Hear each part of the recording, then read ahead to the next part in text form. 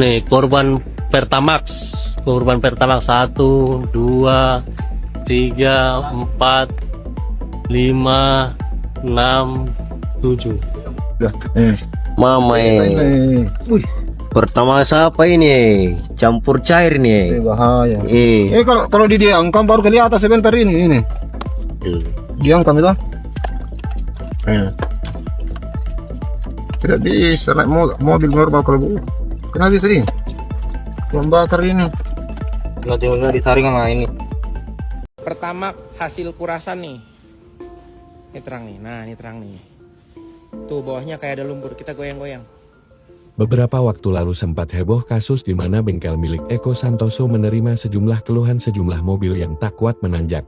Siapa sangka, biang keladinya adalah Pertamax 92 yang mengandung endapan mirip lumpur. Selain itu, terdapat kasus serupa di bengkel Daihatsu Cibinong pada tahun 2024, sejumlah mobil mengalami kerusakan di bagian pompa bahan bakar dan filter. Kerusakan diduga akibat BBM Pertamax.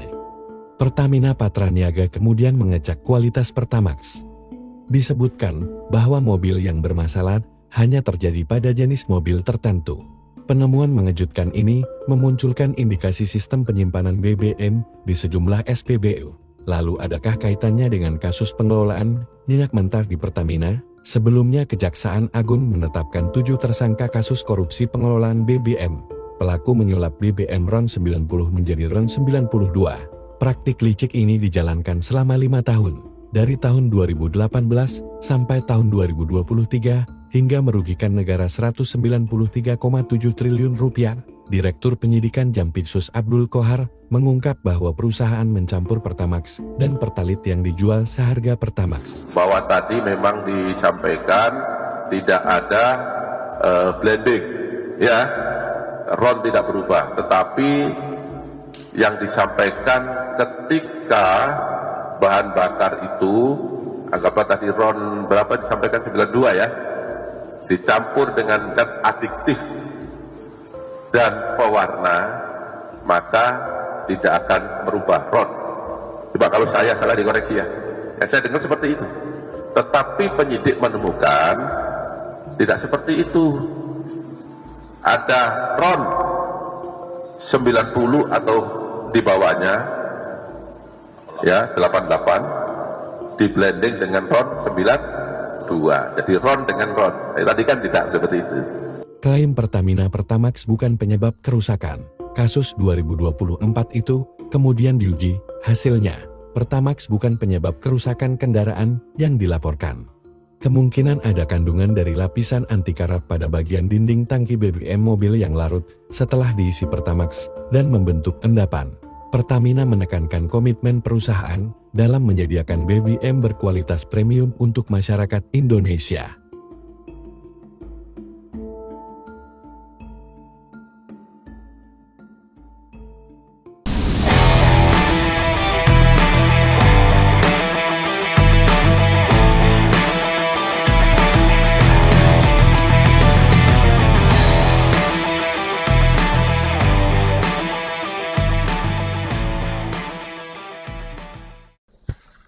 Assalamualaikum warahmatullahi wabarakatuh. Kembali lagi dengan Adi, dengan Pak. Dengan Pak Slamet. Pak Slamet. Sekarang kita ngobrol masalah lagi banyak ini nih, Pak Slamet. Iya. Tentang pengoplosan kemarin karena kasus kejaksaan yang sedang rame di sosial media, gitu. Tapi kita berusaha bukan menanggapi ya. Ya, istilahnya hanya kita sekarang ini kita menunjukkan kita kaget. Selama ini kita menganggap ini tidak ada masalah, tidak ada problem. Kita juga sudah mulai menikmati masyarakat beli Pertamax, tapi ternyata meledak. Kita disuguhkan informasi yang kita tidak pernah mengira sebelumnya. Iya. Meskipun sebetulnya Mas Edi, kita sering sekali ada keluhan orang pakai Pertamax tetapi justru mesinnya mati gitu. Nah itu mogok. Nah hanya ini tidak ada informasi kenapa begitu ya. Masa Pertamax kok mogok gitu. Iya, makanya itu. Jadi Harus pertama itu kita harus speak up dulu ya, kita sebagai sobat Ngoko semuanya yang mungkin bermasalah dengan adanya produk-produk yang dipakai Pertamax gitu loh, yang kemarin-kemarin istilahnya kita lagi ganti, udah daripada gua ngantri Ya, pakai Pertamax gitu betul, kan. betul. Nah, berarti harus ada yang berani yang bicara. Betul. Jadi, Gitu. nah Mas Ade ini karena kan Mas Ade ini yang aktif di masalah-masalah Konsumen. Nah, sebetulnya dengan terjadinya masalah ini, dan ini kan konsumen sudah pernah merasakan ini, Bener. sudah merasa dirugikan, karena dia bisa saja dia terpaksa membeli Pertamax karena tidak bisa membeli Pertalite kan, karena ribet, harus antri yang panjang. Harus pakai QR gitu. Benar. Dan akhirnya Udah mau nggak praktis. mau udah Pakai lebih Pertamax. praktis pakai Pertamax. Nah, ternyata kondisi Pertamax seperti ini. Nah, sebagai konsumen sebetulnya bagaimana tuh Mas Ade? Jadi kalau menurut pasal 8 Undang-Undang Perlindungan Konsumen nomor 8 tahun 99 tentang perlindungan konsumen, bahwa konsumen ini jelaskan bahwa memproduksi atau memperdagangkan barang yang tidak sesuai dengan standar atau disyaratkan itu sangat merugikan, itu bisa kita pidanakan. Nah, ini termasuk ya. Termasuk. Pertamax termasuk. Dan yang Kenapa? satu lagi, memalsukan atau menyesatkan informasi mengenai barang yang dijual. Nah, itu juga masuk Termasuk. masalah itu ya. Iya, Nah, dengan menyajikan kondisi Pertamax yang ternyata tidak murni Pertamax. iya, Kalau menurut informasi yang kita dapat dari konferensi persnya kejaksaan itu kan kejaksaan menyatakan bahwa para tersangka ini ada berapa? Ada 7 orang ya. 7 orang nih direktur semua ini. Ada dirut dan segala macam lah, kita nggak paham. Pokoknya yang sudah disampaikan oleh kejaksaan. Ternyata modus mereka melakukan kejahatan itu dia membeli Pertalite dengan harga Pertamax, kemudian Pertalite yang dibeli itu dioplos ke Pertamax. dengan Pertamax, gitu. Dan Nah, kalau itu yang dijual ke masyarakat ini dalam berarti masuk dalam pidana. pelanggaran Undang-Undang Perlindungan Konsumen. Nah, itu sanksinya apa, Mas Adi? Sanksinya itu banyak sebetulnya sanksinya ya. Ada yang pidana itu sampai kurungan. Kalau yang kurungan. ya maksudnya administrasi kayak denda ya sanksinya. Itu bisa sampai 3 miliar sampai 4 miliar. Oh, gitu. Nah, sekarang ini yang diangkat oleh kejaksaan ini kan baru sisi merugikan negaranya, Pidananya, korupsinya. Berarti nanti setelah korupsi selesai, dia bisa juga Bisa Undang-Undang Perlindungan Perlindungan Konsumen ya. Benar, itu bisa. Jadi Oke. jadi prinsipnya gini, kalau Undang-Undang Konsumen kan sebagai payung sebetulnya. Payung bahwa menaungi bahwa ada undang-undang kesehatan untuk rumah sakit atau undang-undang kedokteran atau bilang kedokteran. Nah, ini kan undang-undang migas. Oke. Itu kan undang-undang migas juga kan termasuk kan yang ngoplos, yang apa Oh, jadi gitu. perlindungan konsumen ini adalah payung untuk melindungi konsumen dari Semua undang-undang praktek di mana itu ada kepentingan konsumen. Ya, yang diatur dalam undang-undang migas, undang-undang rumah sakit, undang-undang makanan segala macam itu undang-undang konsumen melindungi itu ya. Semua makanya itu. Kalau begitu, jika ada masyarakat yang tadi di awal kita sampaikan dirugikan karena dia membeli nih Pertamax yang dia kira Pertamax itu lebih bagus. Ternyata seperti itu. Ini apa yang harus dilakukan oleh konsumen? Pertama, apa ya? Kalau kita sebelumnya belum pernah ada kasus seperti ini, gitu. Apa tindakannya harus langsung Sebetulnya belum pernah ada kasus itu, ada 2 kemungkinan. Iya. Belum tertangkap pelakunya. Mencuat baru sekarang kan? Atau baru satu-satunya ini. Iya gitu kan. Sebetulnya itu udah lama gitu kan. Masalah Pertamina itu bukan hanya kasus oplos aja sebetulnya. Kasus yang tera, yang timbang yang ngisi angin di awal, ngisi 10 liter ternyata hanya 9 liter. Itu banyak kasus. Oh, banyak kejadian begitu. Banyak kejadian, beberapa SPBU ditutup. Maksudnya sebelum masalah yang baru ini, ini juga ada praktek di pom bensin itu. Pom bensin itu kan, kalau itu kan oknum pom bensinnya yang bermasalah. Jadi yang beberapa detik yang awal itu bukan minyak yang masuk tapi angin. Oke. Itu bermasalah, itu banyak. Makanya ada beberapa SPBU yang ditutup sama pihak polisian. Oh, oke oke oke. Jadi ada beberapa laporan bahwa ada pun dan juga banyak juga gitu yang dari Pertamina tuh percampur air, bensin campur air. Banyak beberapa kasus yang saya Tapi itu suka mungkin nggak baca, sengaja mungkin. nggak sengaja itu ya. Karena ada kebocoran tangki mungkin. Bisa itu Tapi kalau yang terakhir ini kan ada kesengajaan. ada sengajaan. Oleh elitnya. Nah, untuk memperkaya diri sendiri gitu kan. Jadi Elitnya keuntungan Patra Niaga. niaga seperti itu. Nah, justru itu apakah saya juga sebagai umpamanya konsumen nih, bisa nggak Pak Slamet kita memproses hukum tentang adanya pakai undang-undang perlindungan konsumen ini ke Patra Niaga atau Pertamina atau yang bersangkutan ke Menteri BUMN, ke SDM, atau yang berwenang sekalian gitu. Bisa nggak kira-kira? Ya, saya kira kemungkinan itu bisa ya. Artinya undang-undang kita sudah memberikan kanalisasi terhadap konsumen yang dirugikan oleh dalam hal ini oleh Patra Niaga. Patra Niaga yang dia mengelola semua SPBU. Kita tidak tahu apakah yang dilakukan oleh para tersangka ini untuk didistribusi ke seluruh SPBU, kita tidak tahu. Atau juga hanya di Jakarta, Bogor, Tangerang, Bekasi aja. Tapi menurut saya jika ada konsumen, jika ada pengguna Pertamax yang dia setelah menggunakan Pertamax, setelah mengisi, kemudian ada masalah terhadap mesin mobilnya yang diduga itu karena sebab Pertamax, itu menurut saya bisa dia melakukan tindakan hukum. Tetapi harus ada pembuktian bahwa mobilnya dia mogok itu disebabkan oleh Pertamax yang oplosan itu. Nah, itu harus dibuktikan dulu. Berarti harus dibuktikan ke bengkel resmi. Misalkan dia ATPM betul, resmi. Ya, dia betul nih beli Pertamax. Ada struknya.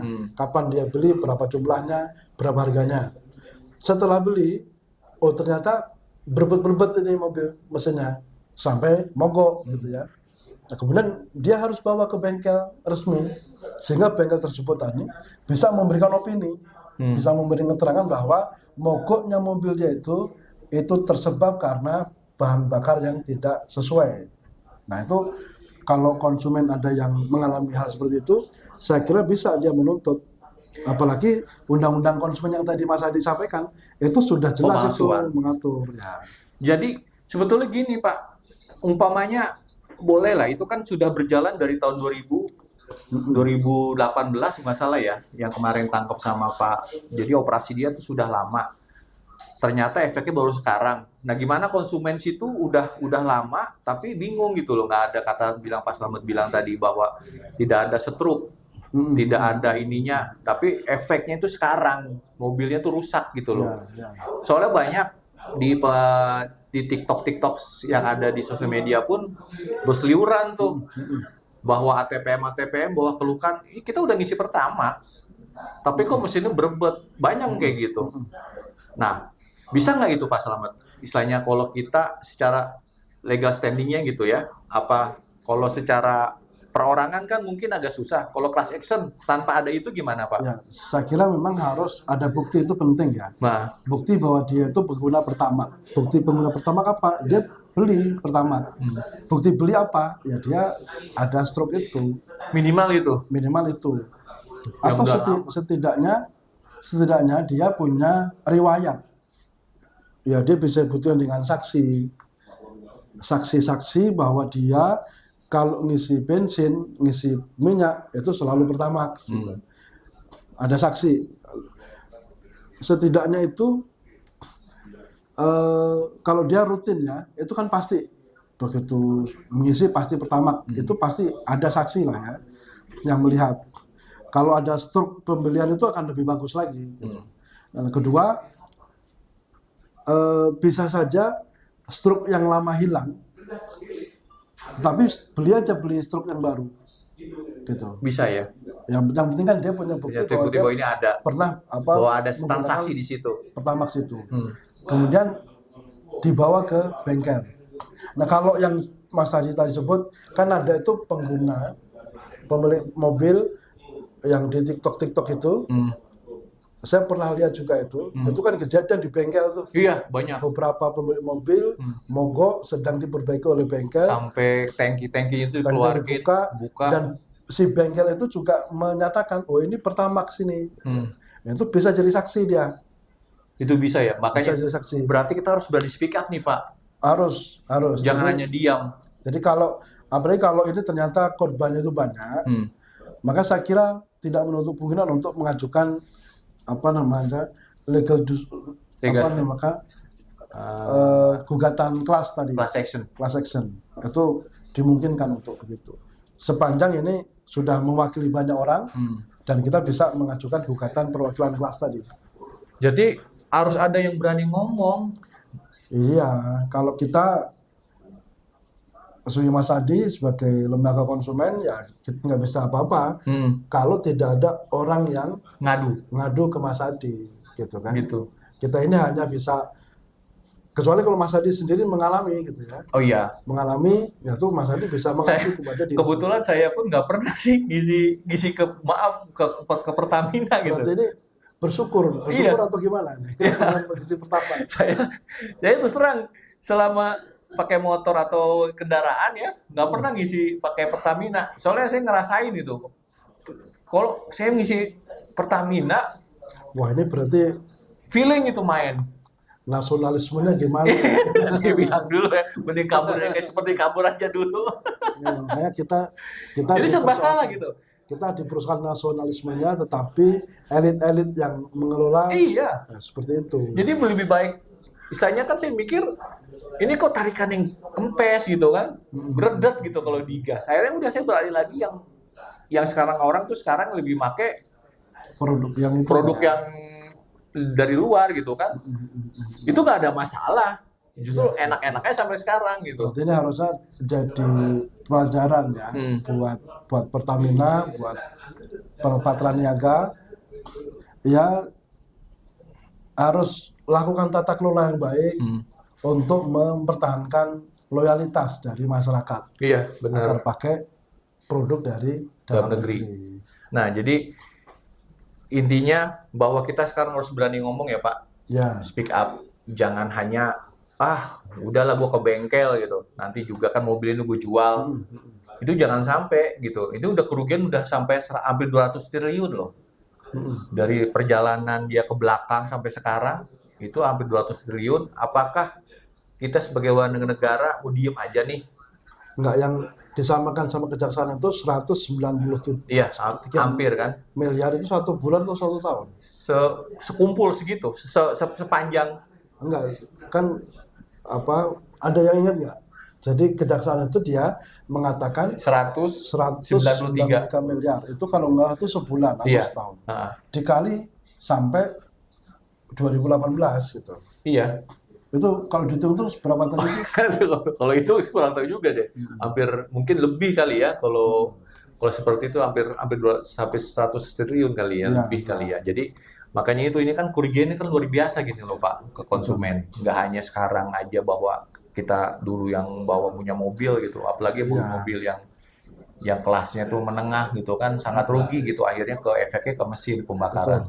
Yang jelas konsumen menurut undang-undang yang tadi dibacakan Mas Adi, Iya, undang-undang konsumen konsumen. punya hak untuk menuntut untuk mengajukan Kerugian. ganti rugi Ganti ya, rugi. ke pihak-pihak yang terkait agar nanti kalau misalkan pelaku itu cuma dihukum 5 tahun ya kita nyesek juga ya. Iya benar.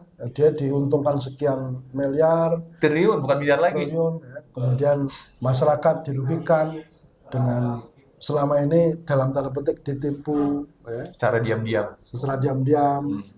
Ya, makanya ini kalau nggak mau kecewa dengan putusan pengadilan cuma 5 tahun nanti, ya aku Bergerak. haknya diperjuangkan. Haknya bergerak bahwa konsumen itu haknya ada.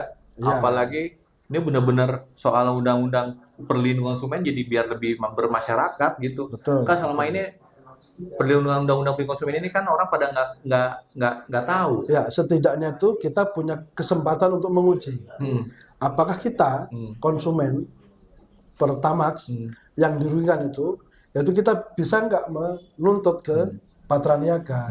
Ya kita setidaknya itu membuktikan ya kan? Nah, persoalannya siapa nanti yang bertanggung jawab terhadap kerugian ini? Apakah Nah, itu. cuma petani niaga saja atau BUMN BUMN?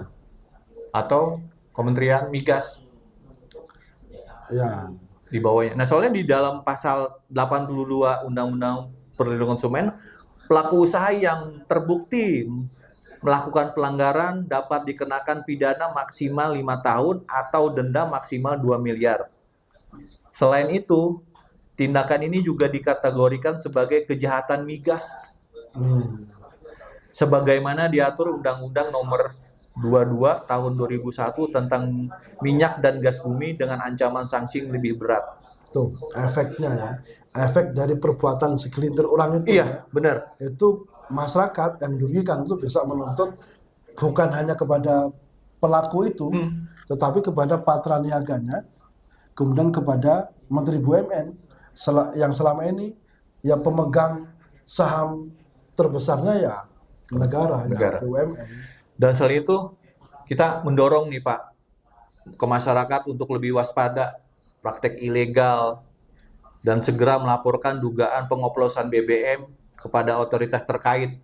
Nah, misalkan Mas Adi ini, kan tadi kepada masyarakat yang tadi disampaikan itu, bisa melakukan pengaduan atau laporan ke pihak terkait. Biar mempermudah, kalau ada masyarakat yang merasa dirugikan dan dia ada bukti-bukti begitu, bisa nggak minta tolong ke Mas Adi di lembaga konsumennya? Bisa. Bisa. Dengan caranya gimana Mas Adi? Ya tadi diterangkan Pak Slamet tadi kan, bahwa ada bukti, bahwa ada transaksi, bahwa ada kita pembelian, itu juga termasuk. Jadi silahkan, kalau yang mau berani, bukan berani bahasanya ya, speak up lah. Ayo peduli sama konsumen, peduli sama diri sendiri. Kapan lagi kita bernegara ini yang baik gitu? Ya. Kita atur sama diri kita sendiri yang baik supaya lebih baik untuk tata niaga migas. Ini nggak pernah benar loh. Dari sini kita berusaha untuk benar. Kita sekaligus memberikan Edukasi, pembelajaran bahwa masyarakat ini kalau ada masalah ini bukan hanya kor-kor di jalan, Iya, benar. tapi bisa menuntut melalui jalur hukum. Benar. Kita siap di sini Lembaga Solidaritas Keadilan Konsumen menerima ya Pak pengaduan tentang adanya oplos hasil dari pengoplosan BBM ini, Ya. dampak dari hasil dari yang kemarin itu yang pidana yang ditangkap kejaksaan. Alamatnya di Jalan Tebet Barat 1 nomor 10 Jakarta Selatan. Nomor teleponnya 0852 82 66 2071. Oke, makasih ya Mas Adi ya sudah memberikan jalan mengkanalisasi masyarakat yang dirugikan oleh praktek yang kurang bijak Benar. oleh oknum patra niaga yang merugikan masyarakat. Jadi sudah memberi jalan untuk bagaimana teman-teman masyarakat ini bisa melakukan hal terbaik untuk dirinya, untuk negara, dan juga untuk masyarakat Iya. sebagai pembelajaran. Ini bukan masalah sepele atau masalah kecil, ini masalahnya berat, besar gitu. Dari masalah gini aja, nanti akan, nanti berjalan waktu, hilang. Oh ya. Apakah akan terulang lagi ke masyarakat? Makanya setidaknya kalau ada yang melakukan gugatan, itu ada rekodnya, Benar. ada rekaman sejarah bahwa ada masyarakat yang dirugikan dan dia berani speak up, berani menggugat, berani untuk mempersoalkan di pengadilan. Oke, gitu aja Pak Slamet. Oke, terima kasih. Makasih. Pak Adi, ya. Diskusi kita Ya. pendek sih sebetulnya ya, hanya beberapa menit. Apa yang kita sajikan semoga bermanfaat ya Sobat Ngoko. Jadi hak konsumen itu ada. Jangan sampai lupa bahwa kita konsumen. Ya. Apalagi kita sehari-hari, ini menjelang mudik kan, tiba-tiba pakai bensin oplosan, mogok tengah jalan, Ya. siapa yang tanggung jawab? Gitu. Ya. Itu aja pesan saya. Semoga semakin maju konsumen Indonesia, lebih peduli kita, berani speak up. Ada lagi Pak Slamet sebelum closing statement? Hidup konsumen. Insya Allah hidup konsumen. Assalamualaikum warahmatullahi wabarakatuh. Waalaikumsalam warahmatullahi wabarakatuh.